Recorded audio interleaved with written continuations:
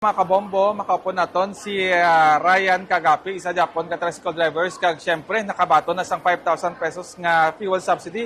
Ryan, ano ang imo siniyang reaksyon kay nakakuha ka na sang subsidiya?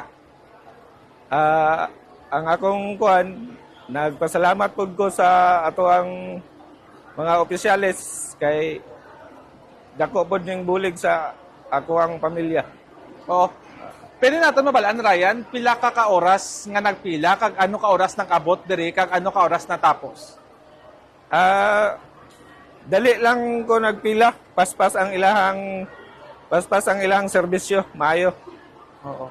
So far sa during sa steps nga gipatigan kay may apat ka steps, so far diretso-diretso ini sa imo nga ano wala sa vlog. Oh, walay sablay, diretso-diretso. Gawas atong mga naay mga kulang nga mga kuan, requirements, mautong madugay sila. Pero kung kumpleto ka, dali lang kayo. Oo. Pwede natin mabalaan, Ryan, anon mo ang 5,000 pesos nga fuel subsidy sa Subo? Kining fuel subsidy nga nadawat namo, palit namo ni bugas, sir. Mao ginay importante. Oo. O panginahanglanon sa balay. Oo. Si Ryan, diin ang imo sining toda, Ryan? Ako ang tuda namo kay sa One Way Tuda. Ako ang Vice President sa One Way Tuda.